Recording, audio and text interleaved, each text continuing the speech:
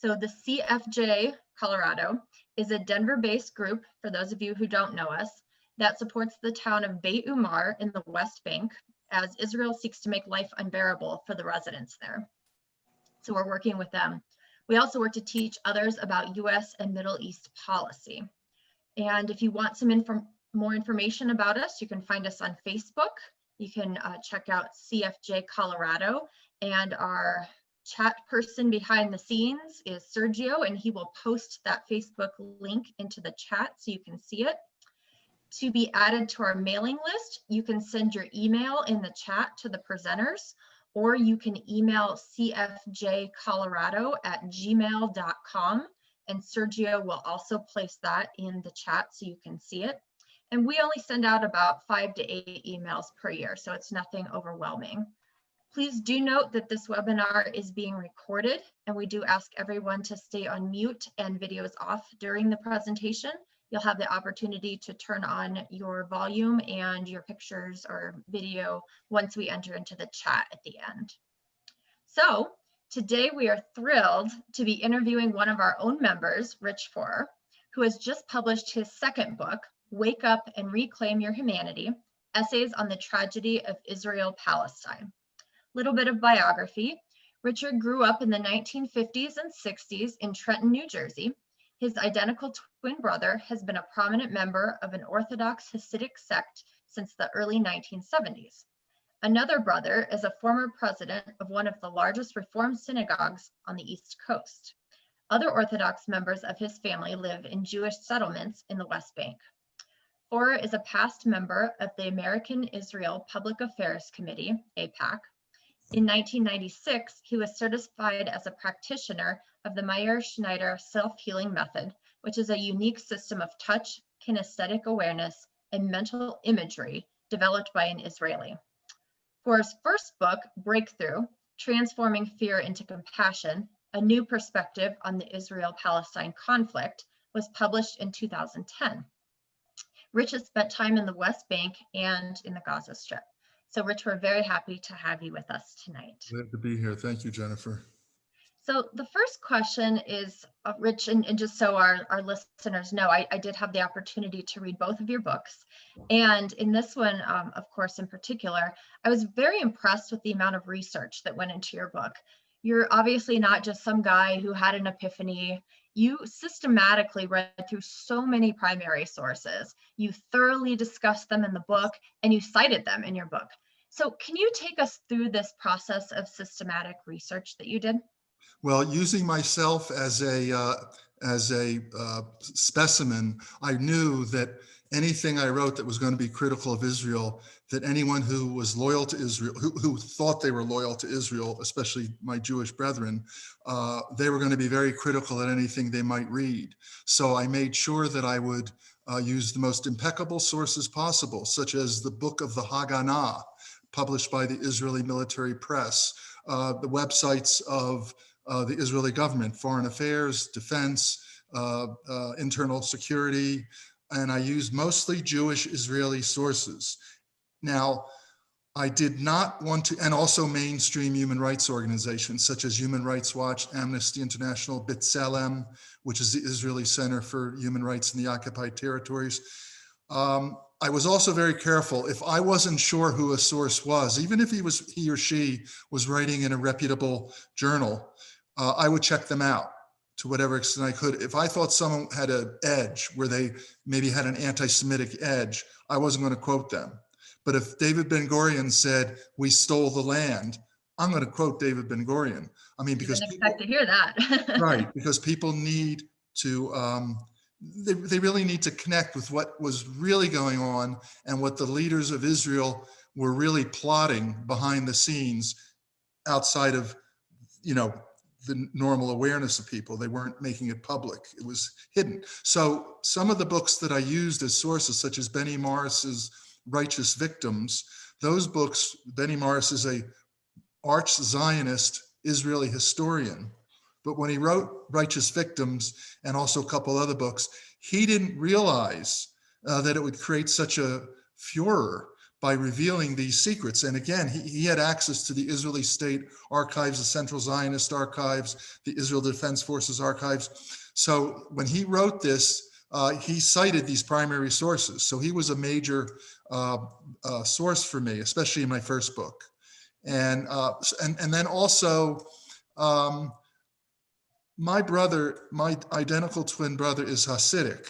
And I wasn't sure if he was going to read the book, but I wanted to make sure that he couldn't criticize my documentation.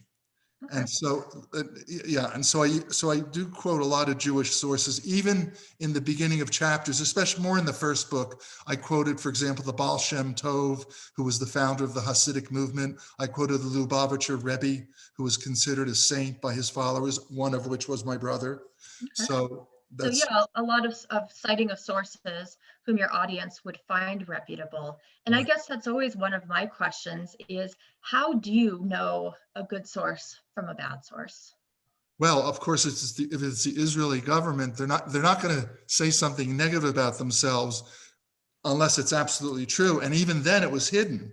It was in the archives. And once Benny Morris's book came out, as well as a few other historians like Ilan Pappé and Simcha Flappen and Tom Segev, once those books came out, the Israeli government realized, oh shit, we shouldn't have made those records public.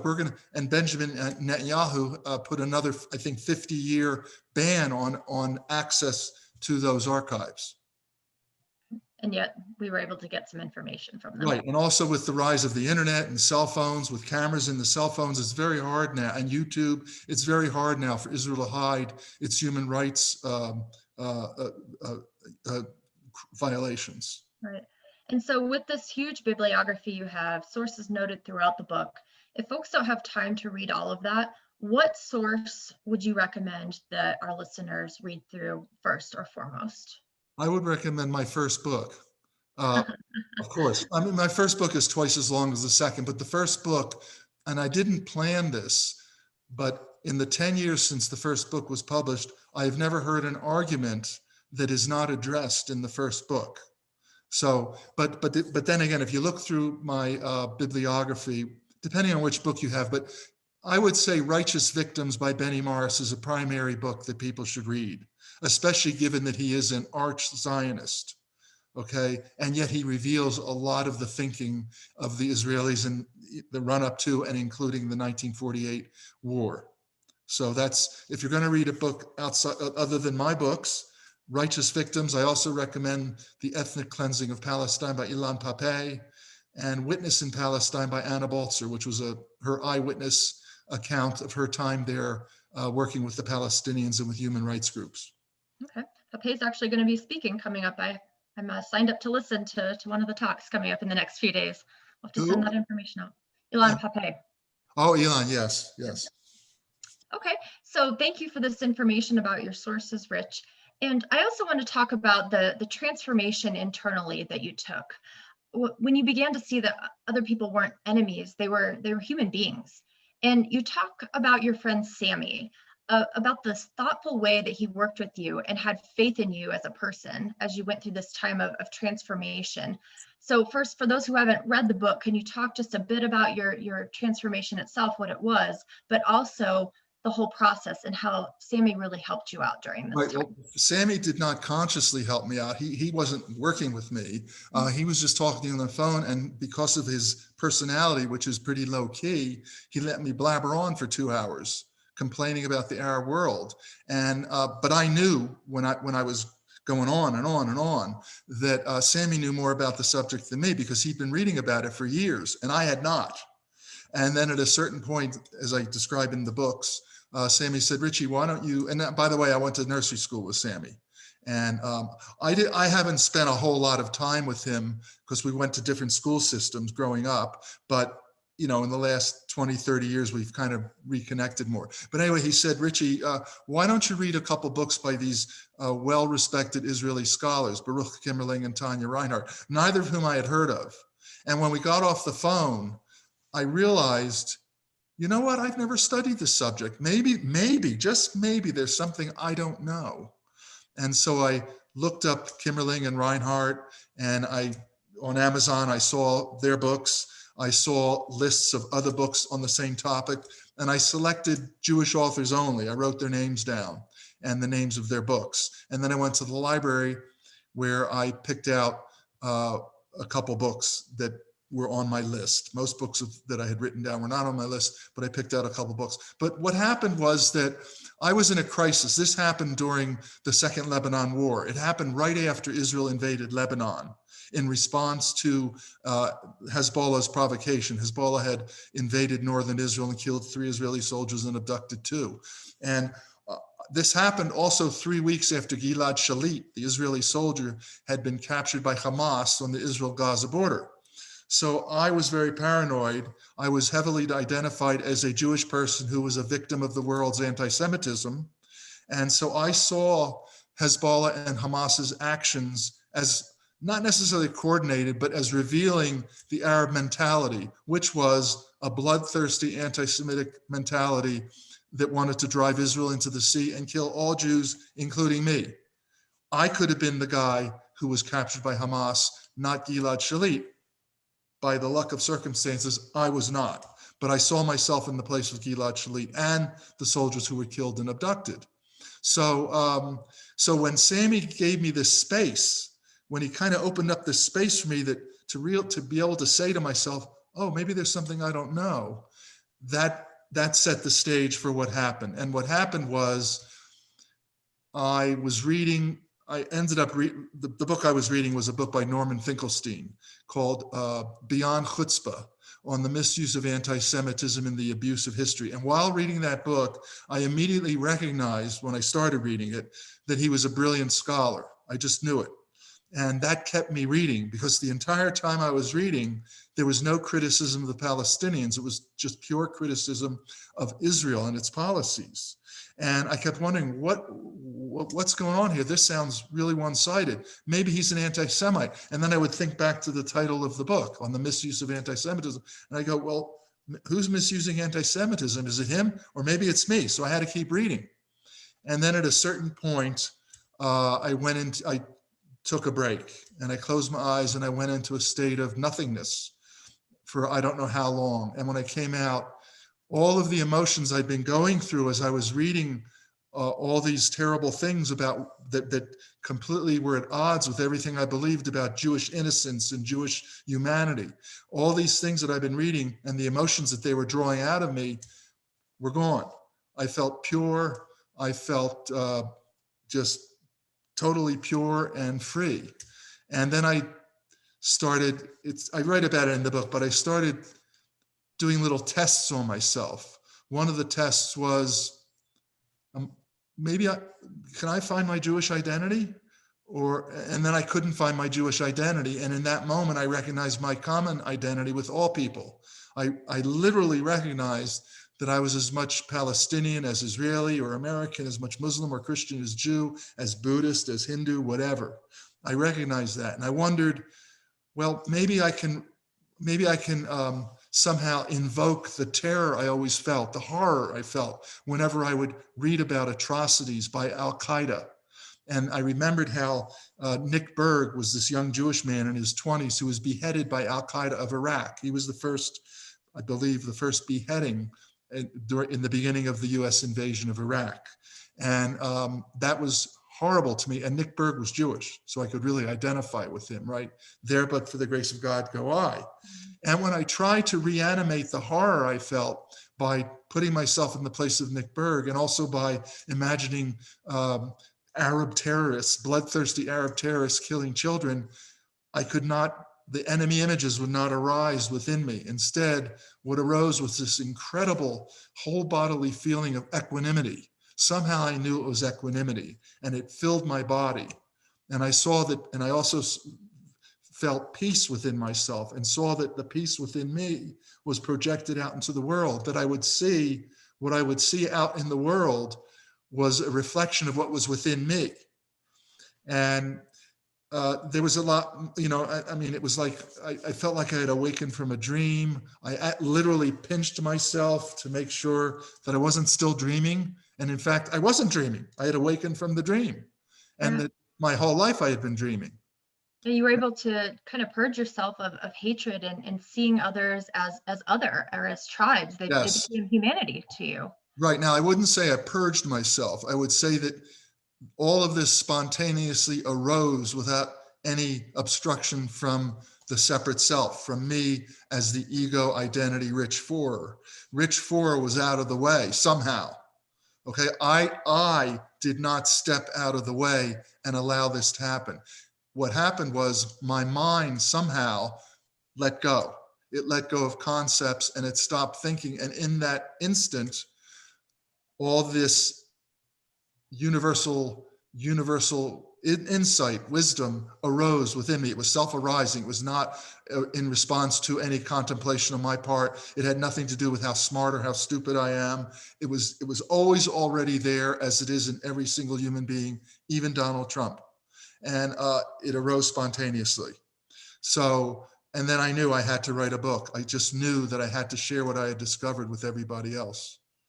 So would it be fair to say that perhaps a thesis of your book is something along the lines of having an attachment to a presumed or limited mortal identity Yeah. can be the root of suffering? Can you talk about that? Yes. So the two major principles that arose, I don't even want to say I discovered them. I would never discover them. I would block the ability to discover them because I doesn't want to know. The separate self does not want to know that it is an illusion, that it is a mental construct or a set of ideas based on its indoctrination via the culture or the religion or the society it grew up in, right? So the universal principles that self arose are that the root of suffering is the attachment to a presumed, limited, and mortal identity and to the beliefs and images that emanate from and reinforce that presumption.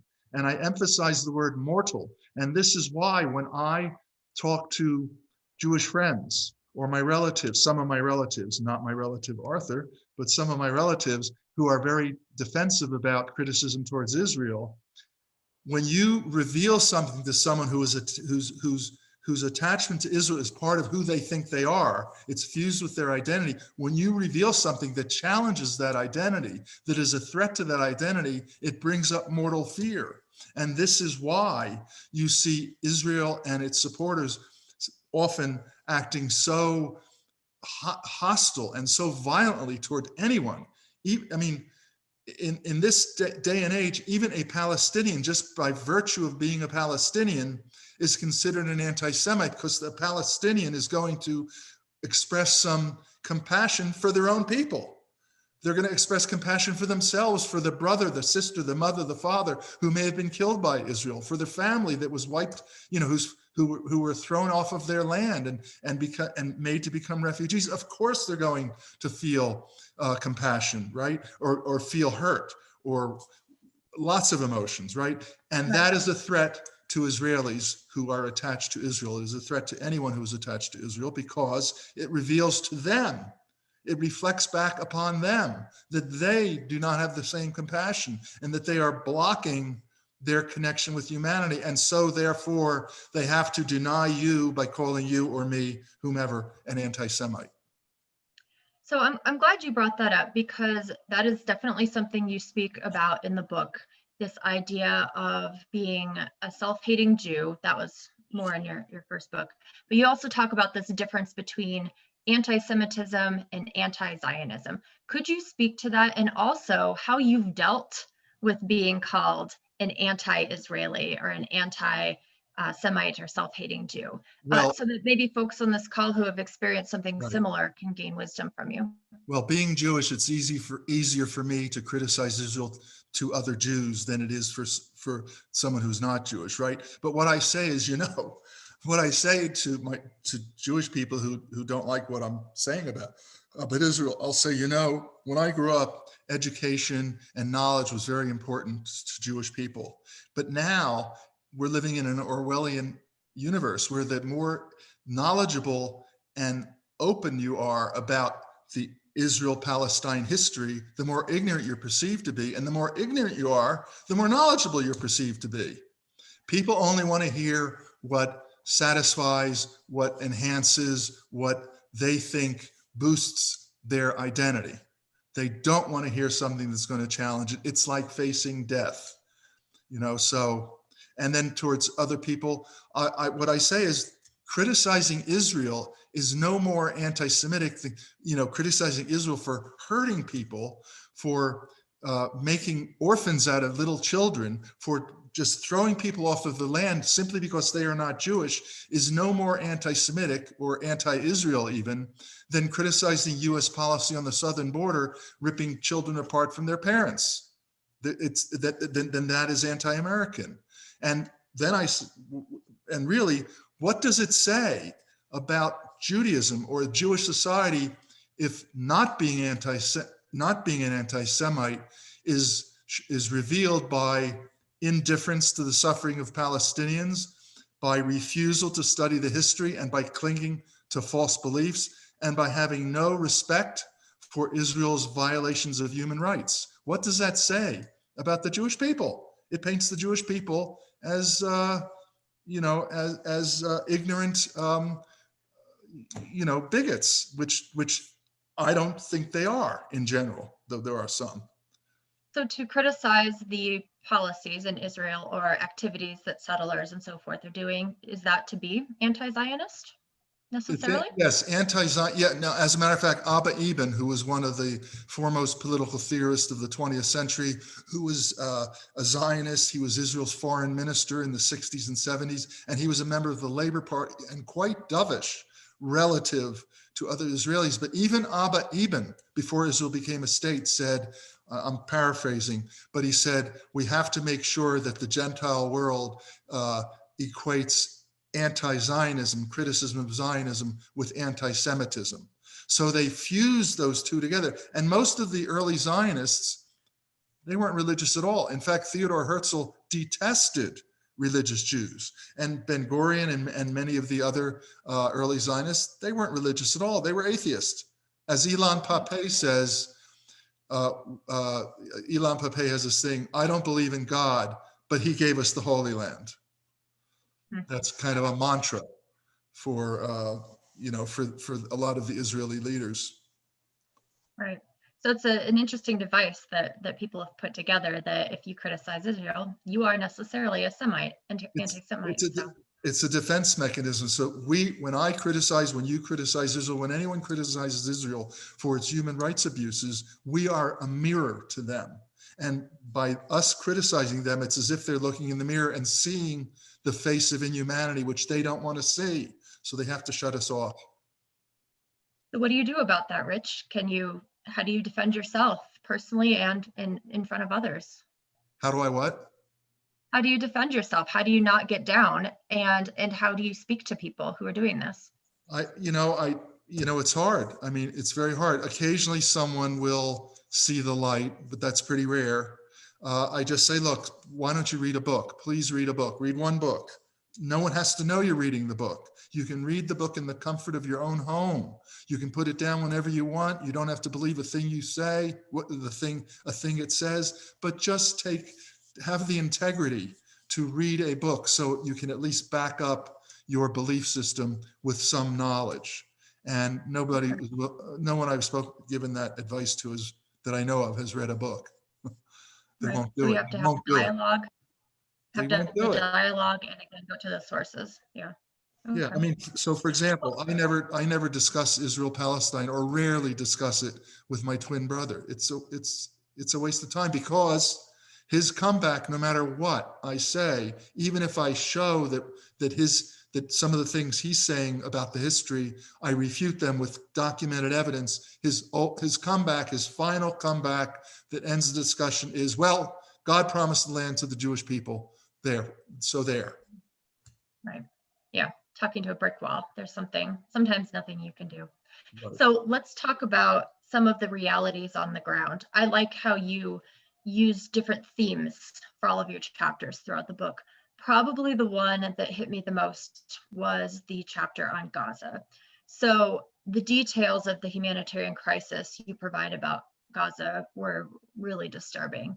You talked about Reina, one of the women in Gaza whom you got to know, and you quoted her as saying, all the world should know what life is like here in Gaza. How much longer will the world stay deaf? Is our blood free of charge? So, Rich, why do you think the world doesn't cry out? And more importantly, why don't we act? Well, first of all, Rana is a close friend of mine. She grew up in Gaza, never left the Gaza Strip until she was 20, in her early 20s. So she knows what's going on. Her entire family lives in Gaza. Anyway, and I was there with the McCoys who were on this call. What was the question?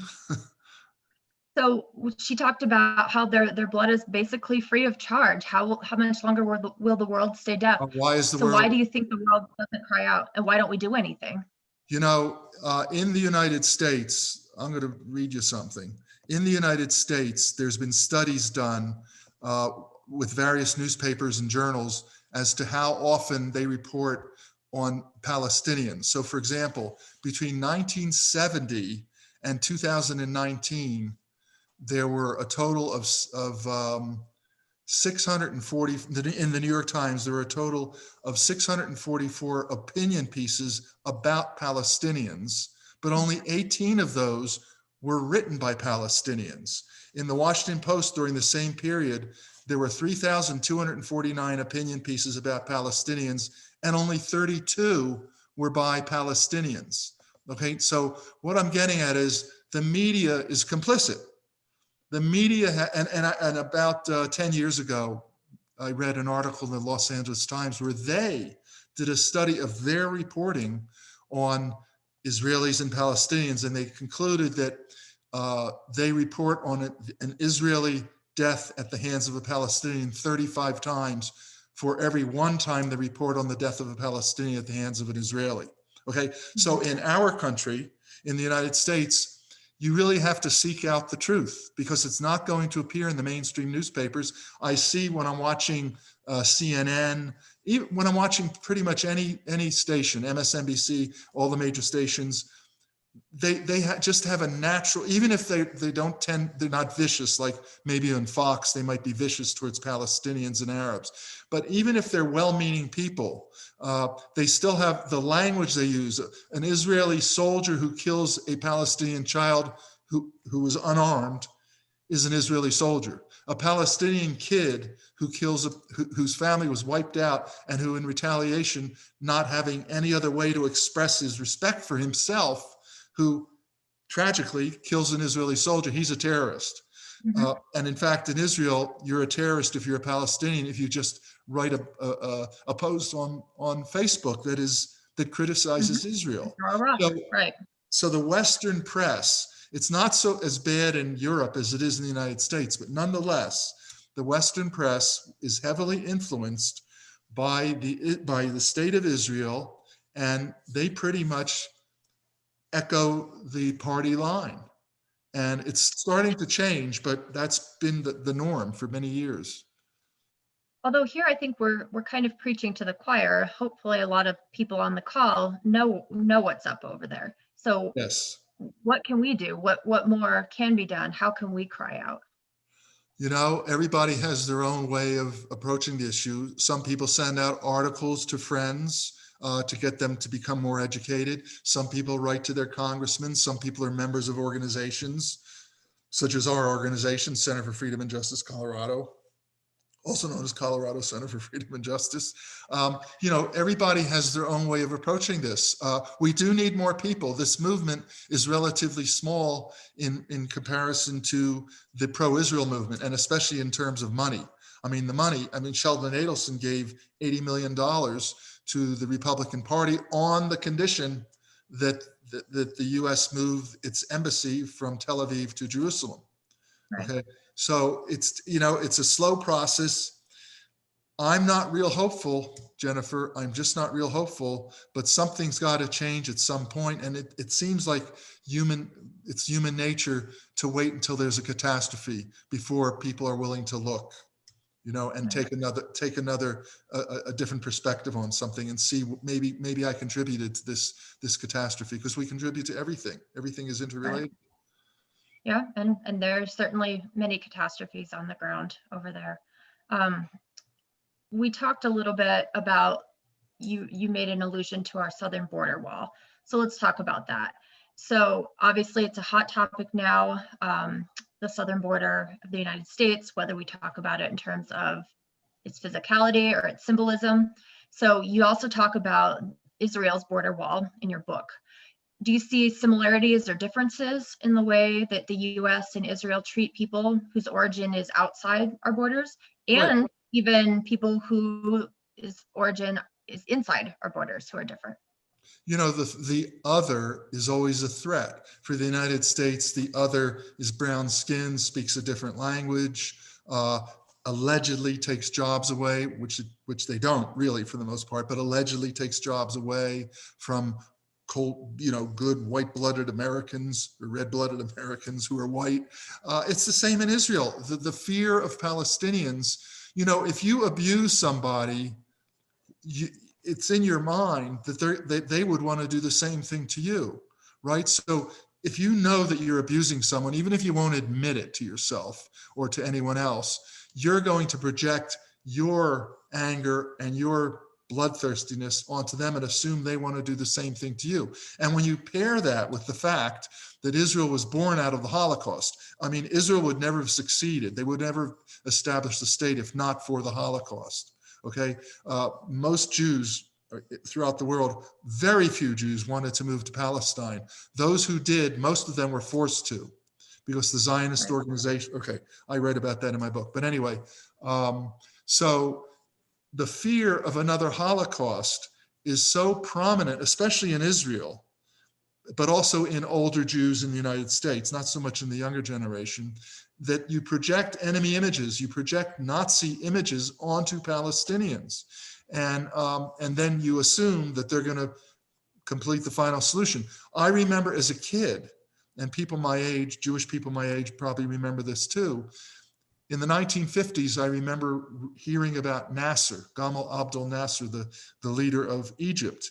And I remember he was known as the Hitler on the Nile, or the Hitler of the Middle East. And David Ben-Gurion cultivated those labels, as did other prominent Israelis. Now, if you're a kid and you know that and you're familiar with the Holocaust, which I was, and you know that family members, who you never met, of course, but family members had been wiped out in the Holocaust, and your relatives, when they talk about the Holocaust, you can sense the horror about it and how horrible it was and how anti-Semitic the world was. And then you hear the leader of the Jewish people, this benign presence, at least that's what I thought he was, whose photograph adorned one of the walls in my Sunday school classes, when the great David Ben-Gurion says, Nasser is Hitler on the Nile, or you automatically assume, the Arabs want to do to the Jews what Hitler couldn't do to the Arabs want to finish Hitler's job. They want to do complete the final solution. And that makes you paranoid and makes you insular. And where it creates a bunker mentality. The world is against us. Yeah, it's the same mentality we're hearing here. Fear all these caravans that are coming across the border to rape us and kill us and murder us and steal things. So you would say that the United States is very similar in the way. Yeah, I mean, yes, losing your humanity is not confined to any race or religion or nationality. Anybody who doesn't stay in touch with their humanity is going to lose their humanity. Anyone who develops enemy images of the other and projects their fear and their resentment and their anger onto another people, obviously they're creating conflict and suffering for themselves, but also suffering for the other. The unexamined mind is very self-destructive. That's my second universal principle, by the way, that the real enemy is not someone or something outside of us. The real enemy is the unexamined mind that unconsciously projects its suffering onto the other and then blames or scapegoats the other for its suffering. And if someone really looks at those two principles, the first one about the root of suffering and the second one, they'll start seeing how the world is always being reflected by those principles. You can always understand what's going on by referring to those principles. At least I have. Right. And it's a beautiful lesson for all of us to take away once we really start examining ourselves. And so we're seeing here how that fear of the other has affected policy in the United States, the way citizens have acted. How do you think too that, well, so many even Arab leaders in the world have abandoned the Palestinian cause. We see all these agreements that are going on with Israel right now, and Israel just has this regime that abuses human rights. So how also does their oppressive regime affect the rest of the world? Not only in this idea of perpetuating this idea of the other, which then other countries take up, but how do you think it impacts other Well, nations? the Palestinians are forgotten people. Israel has software. Israel has weapons. Israel can bribe countries, which it does, like with India. So Israel will give, software technology or whatever it is that they've developed. And Israel is a very, advanced country in terms of technology. Israel will offer these products to other countries in return for maybe abstaining on a UN resolution. And of course, I mean, the latest appeasement, the latest, what is it, the Abraham Initiative, I think it's called, where Israel and Bahrain, I believe it is, and the United Arab Emirates, not much has changed between their interaction. They've been interacting with each other and having relations informally for years. So now they just put it into law. Okay, but it's a betrayal of the Palestinian cause and it's appeasement. And there's never going to be peace if you don't include the people who have been the most aggrieved in the equation. They Right. are, the Palestinians are basically an archetype for suffering in the world. They're the ones to whom all these projections, all these enemy images are projected onto. I do want to say that, when you divide the world into self and other, you're dividing your mind into self and other. You're dividing your mind and you're creating a mind that is extremely dualistic, and other can always be the enemy. Anything outside the boundaries of how you define yourself is always a potential threat, right? And if you don't keep examining your mind, if you're not aware of those enemy images that creep up from time to time, they can blossom. They can blossom, and you'll find an ideology, like so many people have grasped onto the Trump ideology of resentment and revenge. And I mean, it's astonishing how many people can be seduced into these ideologies. Okay, whether it's an ideology you create in your own mind or one that you hear outside of yourself that fits in or that seems to answer questions. Okay, fear and exit. What I say is, when there's a strong self and other dichotomy, that's represented by the emotions of existential fear and confusion. And those emotions can be transmuted, when you examine your mind, like they happen to me, into compassion and clarity. Existential fear can become compassion, and confusion will become clarity. Clarity has to accompany compassion, because compassion is seeing the world through the eyes of anyone without judgment. Therefore, you're seeing with clarity. That reminds me of the way that Israel is acting, and the way others are terming the other, thinking of the other. It reminds me of your phrase in the book, the dereliction of moral authority. Can you talk more about what you mean by that in reference to Israel and its leaders? Well, it points to the abdication of one's common humanity. I think I was referring to Benjamin Netanyahu, who definitely has no moral authority. And when you simply rationalize the killing of thousands of people, and you rationalize the theft of their land, and you claim that God gave you the right, which is just an excuse. God does not differentiate between one person who says he's Jewish and another person who says he's not Jewish. God is indifferent to any labels we describe upon, we put upon ourselves, especially given that those labels come from our minds. Okay, they're not our true nature.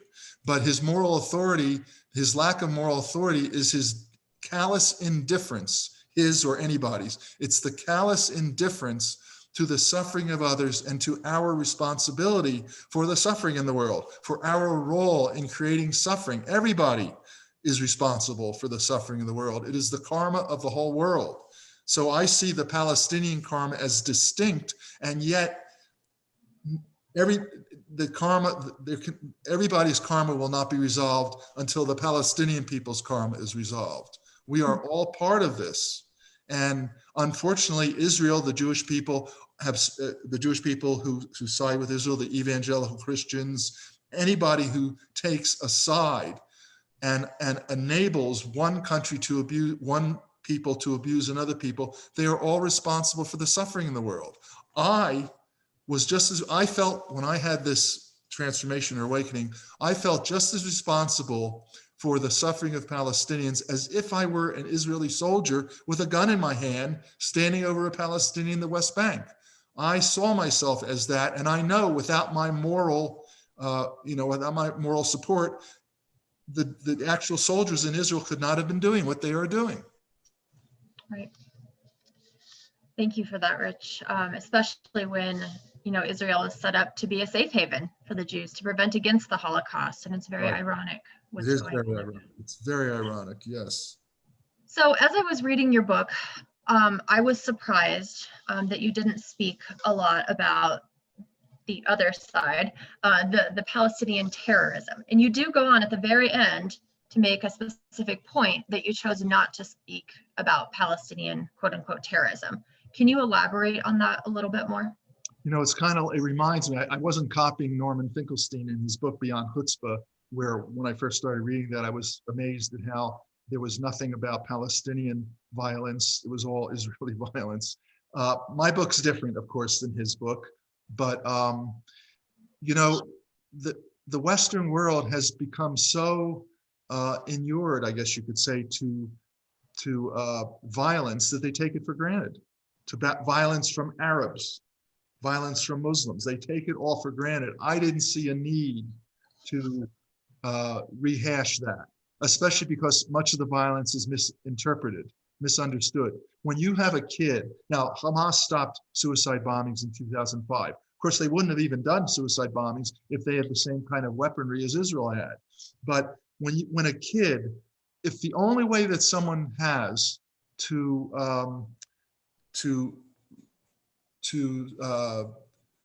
maintain their own self-respect is through violence, I can understand it. I don't condone it.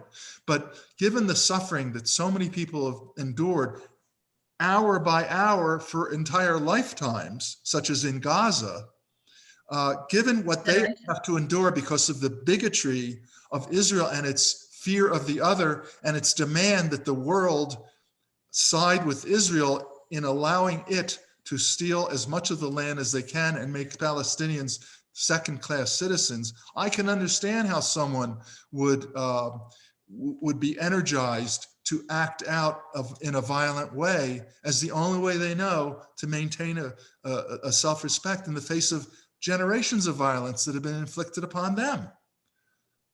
So you have to understand this. I'm not condoning it, but I understand it. If Israelis can act violently because of what was done to them in Eastern Europe through pogroms and culminating in the Holocaust, they should understand that what they're doing to Palestinians is evoking a similar response.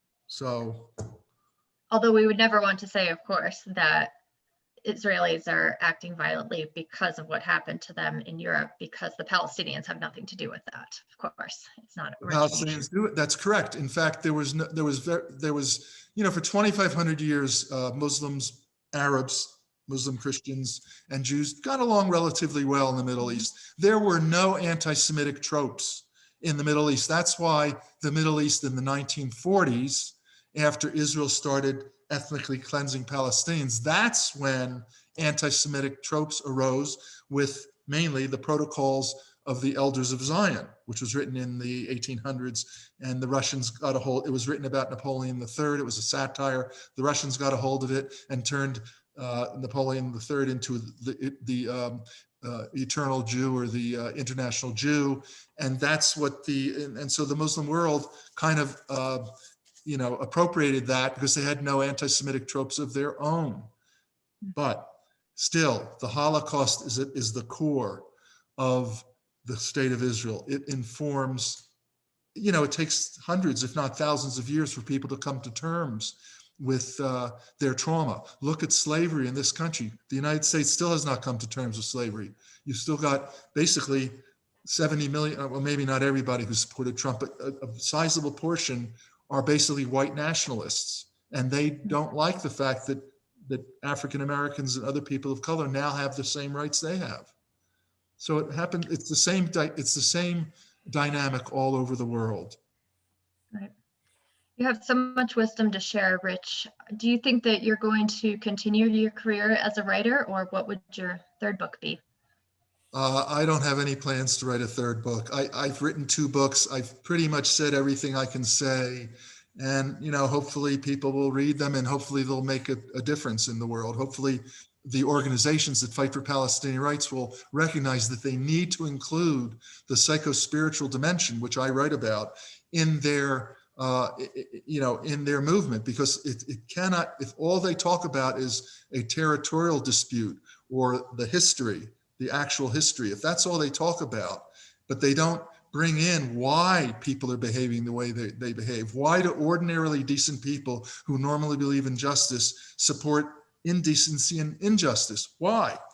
They need to bring that in so that they'll, first of all, attract more people who are interested in the psychological and the spiritual dimension. The spiritual dimension is our attachment to our identity and the recognition that identity is an illusion. It's part of samsara or maya, the Buddhist and Hindu term for illusion.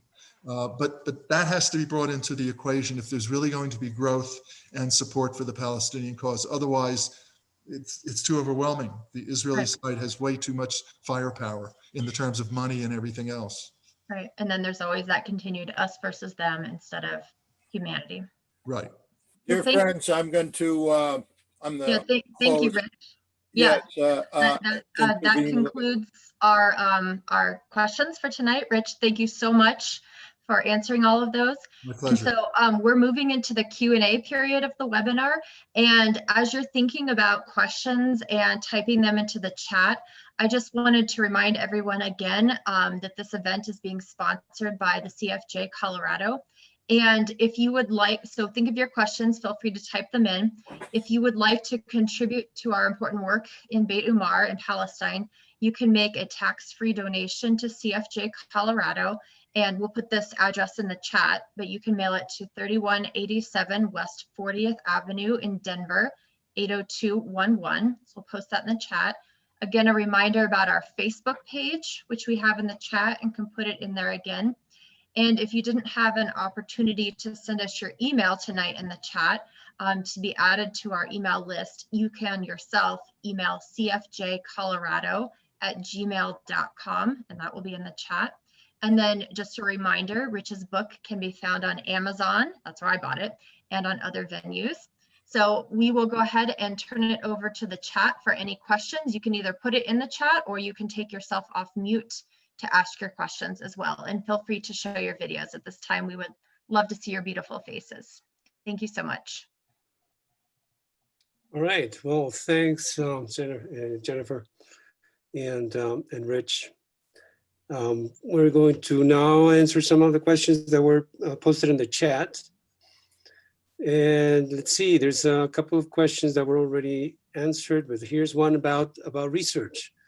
Given that Israel has classified previously available original source documents, how much harder is it now to do research on this topic? Well, I mean, my research was from, not all of it, but some of my research was from authors who had access to the archives, like Benny Morris. I mean, Benny Morris, if you look at his books, my God, his documentation is really extensive. Plus there's the British archives, because remember, Britain had held the mandate over Palestine from the, until 1948, from the end of World War I. I mean, there's lots of sources. And then of course there's the Israeli government websites where I found some amazing stuff. And then there is that I couldn't believe that they were admitting. And then there was, there's the Israeli newspapers.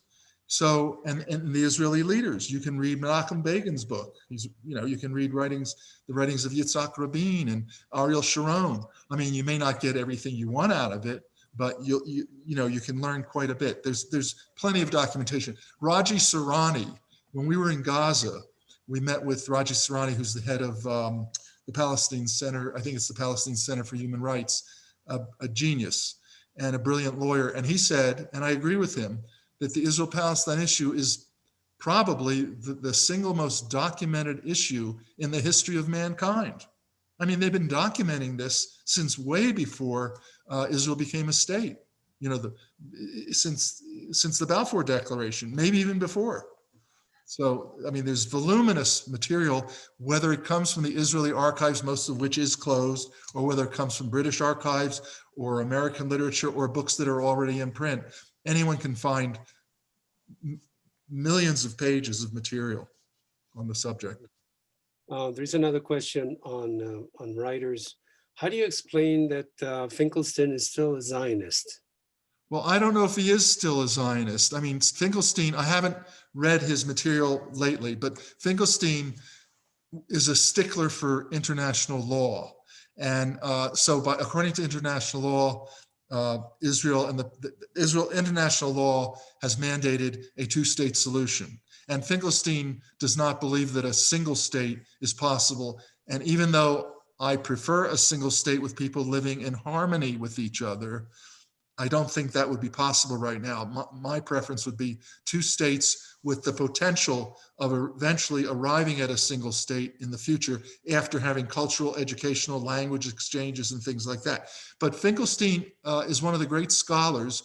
By himself for the last 35 years, pretty much to a large degree until maybe 15 years ago, Finkelstein was pretty much alone criticizing Israel and trying to get people to wake up and see what Israel was doing. And I have tremendous respect for him. I think he's a genius. And whether you want to call him a Zionist or not, because he believes in two states, that's fine. Maybe there's some stuff by him. I'm sure there's stuff by him I haven't read that maybe I wouldn't like, but I think he's been a great credit to the Jewish people, challenging Israel. Looks like Miko Pellet agrees with you on the one-state solution, but here's a question from Judy and Eric. How can we get there? How can we get to a one-state solution? And do you have a sense of who could be supporters in the new Congress? Well, I used to think that it was that the greatest single influence that could possibly create either a fair two-state solution or a single state was the Jewish community in America. Now, I'm not so sure, because Netanyahu recently basically gave up on the Jewish community in the United States. He's now more driven, more aligned with the Christian evangelicals, of which there are, depends on who you listen to, but maybe 70 million Christian evangelicals in this country, a majority of whom believe that God gave the land to the Jewish people, and who believe that the Palestinians must be ethnically cleansed so that the final solution can happen and all the Jews are wiped off the face of the earth or convert to Christianity. They call the final solution the second coming. And Theodor Herzl predicted that the anti-Semites would become the best friends of the Jews and their most dependable friends. And that, I believe that Theodor Herzl's prediction has come to pass. It's the evangelical movement, and it is very hard when someone has a belief in God, when they believe God says that the Palestinians should be ethnically cleansed and only Jews should live there until the second coming. It's very hard to effect any solution. And I don't know if there is going to be a solution. I'm very, very pessimistic about this, at least in my lifetime. Something dramatic has to happen, and I don't know when, because Congress, other than Bernie Sanders, Kamala Harris and Cory Booker, I use them as examples. Of course, Kamala is married to a Jewish man who I assume is a strong defender of Israel. But why would two African Americans, two progressive African Americans, who are basically decent people, why would they praise Israel as such a great country and not criticize Israel for the segregationist country it is, right? Well, maybe you can answer that question with this other question that says, Alex is asking, how does Rich respond where people say that God gave them the land? I say, well, I used to say years ago, I would say, well, but he didn't say that the Jews couldn't convert to Islam. Even David Ben-Gurion, in his study that he did with Yitzhak Ben-Zvi, who was an anthropologist and Israel's second president, they did a study in the, I think it was sometime soon after World War I. They concluded that 82% of the Palestinians living in the West Bank were of Jewish origin. And then genetic studies that were done by Tzvi Missenai, who was a software pioneer, came up with pretty much the same result, that more than 80% of the Palestinians have Jewish heritage. So as I said to my twin brother, yeah, well, God gave the land to the Jewish people. He didn't say they couldn't convert to Islam, did he? And besides, the Palestinians, West Bank Palestinians and Jews have a genetic inner ear disease that does not occur in any other people. So there's one, example of genes, if you want to bring in genes, but who cares about genes? The humanity is something that transcends genes or color or ethnicity. So, but again, I don't really know what to say to the question about one or two states. Israel is doing everything it can so there can be no peace. Israel has always chosen the acquisition of land over peace. Well, They've had numerous opportunities. This can be a segue for Julia's question. She says, I am constantly finding that this realm is dismissed as not based in reason. What are some of your reasonings that you might present to those who want to stay in the realm of data and facts? Well, if they stay within the realm of data and facts, they're going to have to agree with me if they do honest research. So and I have encountered a number of people. I've had debates actually on venues with people whose research is reading Israeli Hasbara, Israeli propaganda. They just read what Israel wants them to read, and they think that's the history. And of course, I've told them, look, why don't you read a real book by an Israeli Jewish professor who had access to the Israeli State Archives? And I mentioned the names of these guys, Ilan Pape, Benny Morris, Avi Shleim, Simha Flappen, Tom Segev. There's a bunch of them. And you only have to want to do it. Anyone who wants to know the truth rather than simply reinforcing their belief system is eventually they're going to come across books that will give them the information that they really need. Accurate, documented information. Okay, here's a very timely question on Trump's peace to prosperity as being an annexation plan. Do you have any comment on it?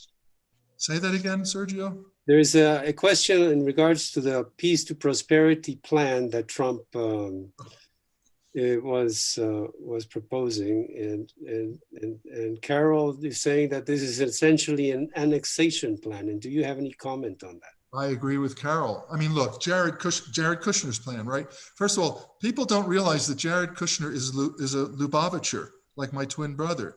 And the Lubavitcher Rebbe always said, and I don't know if Jared Kushner believes he was the Messiah, but many Lubavitchers do believe. Baruch Goldstein, I believed that the Lubavitcher Rebbe was the Messiah. Baruch Goldstein killed, 27 Muslim worshippers at the tomb of the patriarchs in Hebron. Anyway, Jared Kushner, the Lubavitcher Rebbe, always told his followers, and he always told Israel's leaders who would come to him whenever they were in the United States, never give back 1 inch of land to the Palestinians. So how is Jared Kushner, who grew up in a family where Benjamin Netanyahu used to sleep in his bed when Kushner was a kid and Benjamin Netanyahu would be in New York City, how are you going to get a guy like that to do a fair plan? He read 25 books.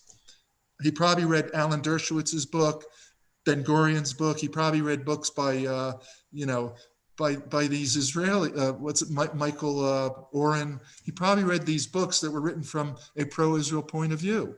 And maybe he read a few that he didn't want to read and didn't want to believe.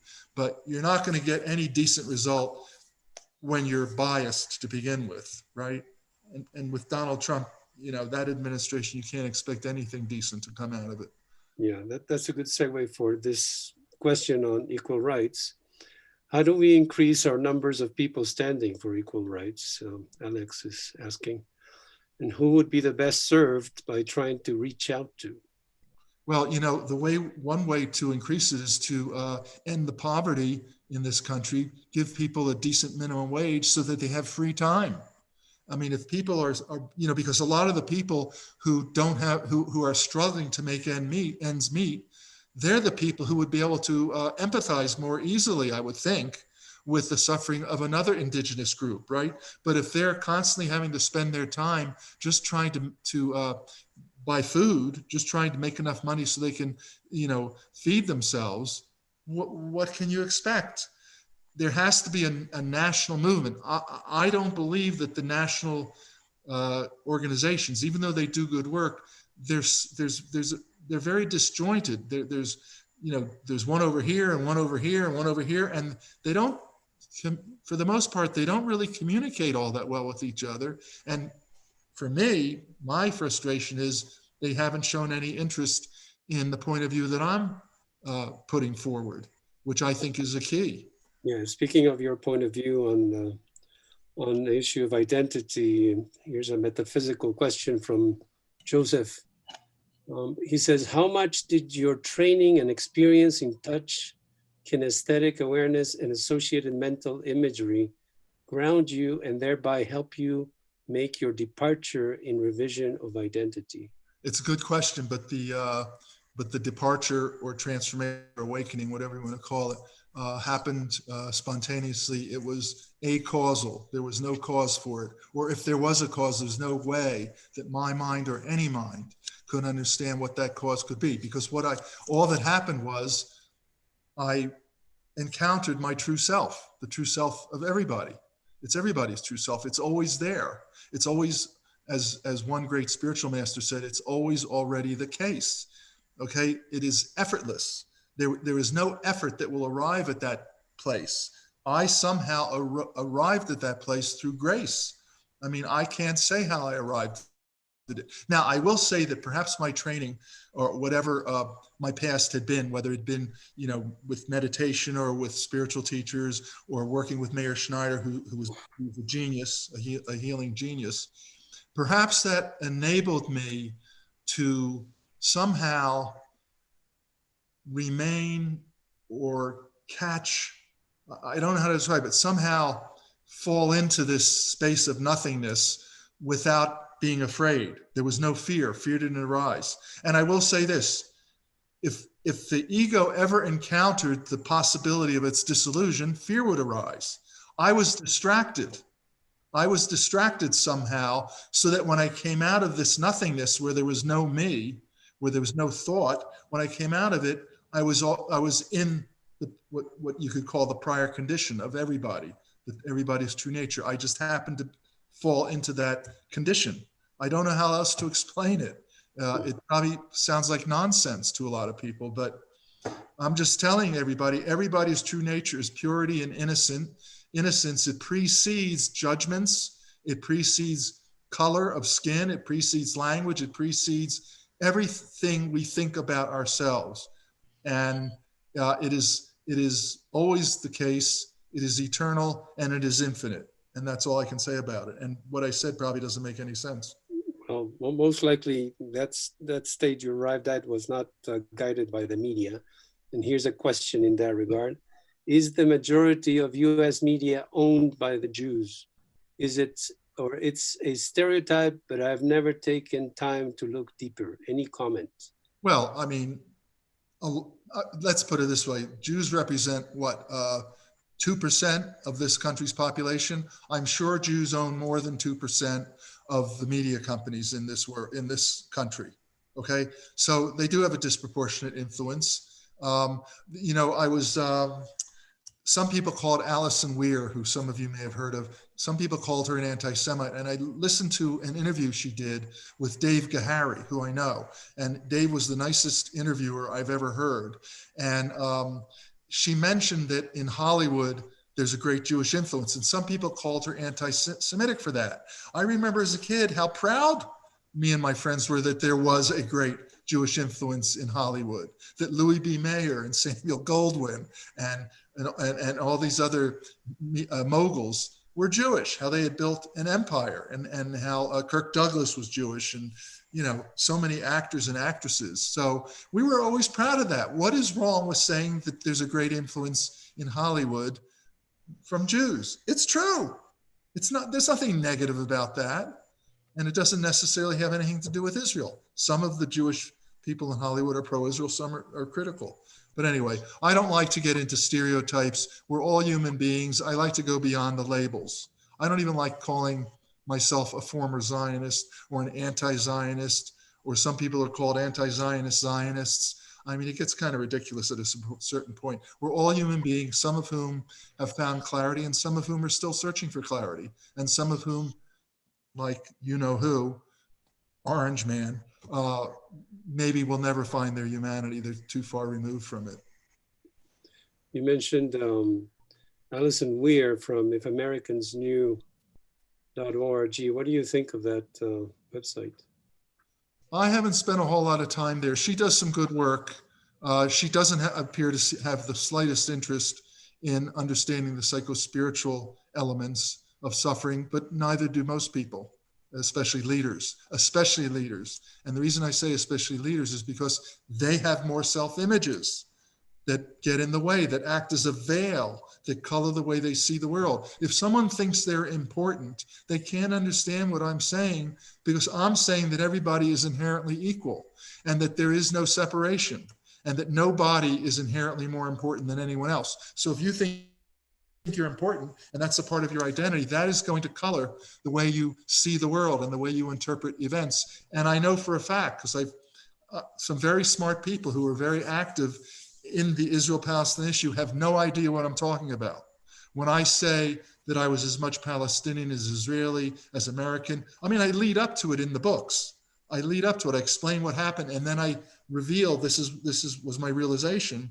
They will say things like, that doesn't make sense to me. I'm Jewish, I'm secular, and they're explaining to me without knowing it why they can't understand what I'm saying. They're already telling me I'm too attached to my identity. That's why I don't understand it.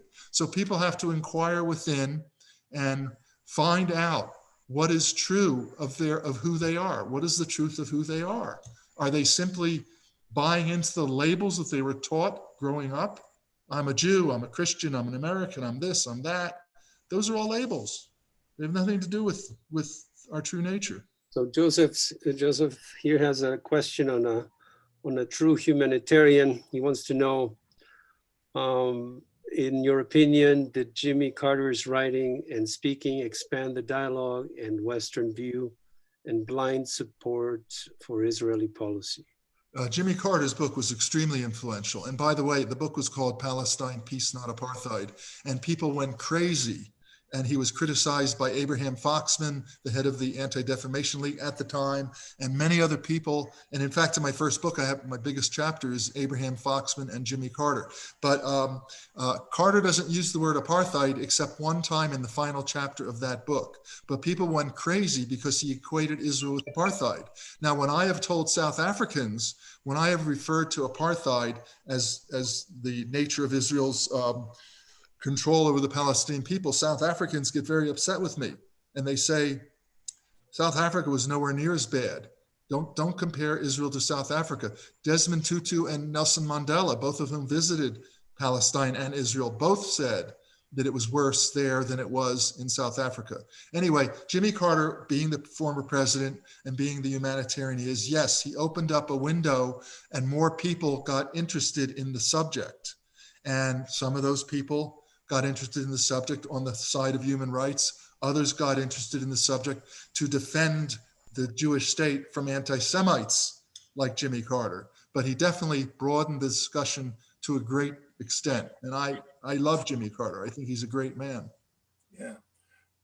Well, that covers the questions that we have so far. Right. If anybody has any questions, don't forget to write them down.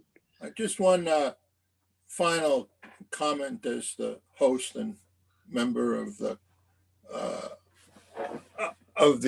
Center for Freedom and Justice Colorado, just how much appreciate the work that you've done, Rich, deeply.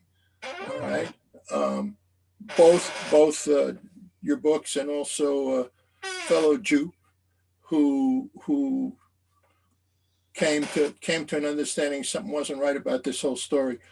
Having said that, the idea was that the formal part of this interview would go for an hour and 15 minutes, which is about. So here's what I'm going to do. I personally, I'm going to sign off because the final part is over. Anybody who wants to stay on longer and ask Rich questions is more than welcome to do so. The time that we have runs out in 15 minutes. All right. So I think what I'll do is keep turning it over to you, Sergio, to moderate it, and, you know, take it as long as you want. You know, if it runs out of gas, that's fine too. But just again, I want to thank Rich and Jennifer. Jennifer, man, you are a fine interviewer. Okay. Oh, So you taught me well, Rob. And Rob, if you log off, make sure you don't end the meeting because everyone else will need to stay on. Right. Yeah, I'm just right. Don't worry, I won't do that. Technically, I'm not that great, but I won't. I think I won't mess up too bad. All right. Bye-bye. Okay, well, yeah, we can continue. There's one more question here from Alex. He says, webinars like this one tend to have people who are already aware of the inequality in Israel-Palestine. And he asks, who has been most receptive to your previous book that was not already converted?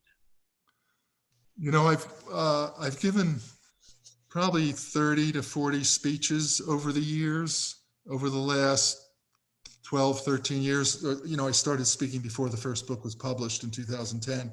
Occasionally someone would come up to me, a Jewish person usually, and say, you opened my eyes. And that's very gratifying. I mean, some people have come to my talks because they were fooled by the title in their minds. The title, Breakthrough, the first book, Breakthrough Transforming Fear into Compassion, a New Perspective on the Israel-Palestine Conflict. And they've come, like there was a Jewish couple who came, Rick Stagenberg arranged it. They came to one of my talks in Oregon, and they thought Breakthrough Transferring Fear into Compassion. This guy, you know, was not going to be critical of Israel. They thought it would be, I don't know what they thought it would be, but they were very upset. The guy was a psychologist, and he was very upset. Although I was able to explain to them after the talk, I got together with them, you know, a little bit, and we chatted, and they realized that I didn't hate Israel. In fact, the wife said, you love Israel. Now, I don't know if I would say I love Israel. I mean, I don't have a preference for one country over any other country, really. I mean, I would rather live in the United States than in Israel. I'd rather live in Turkey than Israel. But it doesn't mean that, you know, that I have a special affinity for one people versus any other. I still have a great affinity for Judaism, for Jewish culture.